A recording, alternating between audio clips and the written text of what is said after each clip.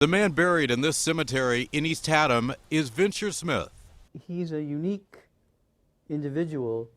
You have to take him on his own terms, and you can't fit him in any box. The son of a royal family, he was kidnapped from his homeland in Africa as a boy, and like millions of others, sold into slavery. But after 25 years as a slave, Smith was able to purchase his freedom, in addition to that of his wife, children, and several others. He had extraordinary natural ability, and he was also trained to be a leader. There are no pictures or drawings of Venture Smith, but historians say this is the type of clothing he would likely have worn after purchasing his freedom. Remarkably, given the times, Smith was able to prosper financially in the 18th century in New England. Historians Chandler Saint and Robert Forbes have done extensive research and writing on the life of Venture Smith.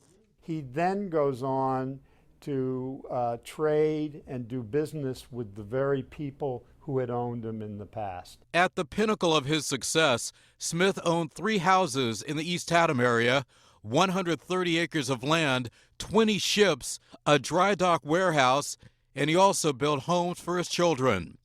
Smith and his family were also active participants in the birth of the nation. One son was a Revolutionary War veteran, and another served in the War of 1812.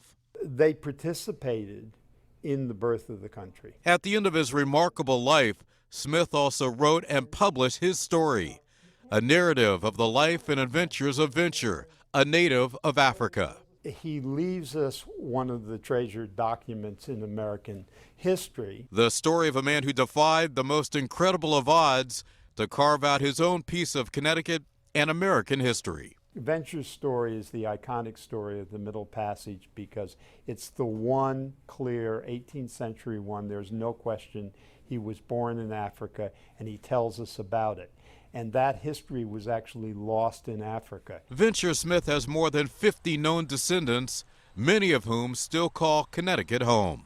In Keith's Corner, Keith Kuntz, News 8.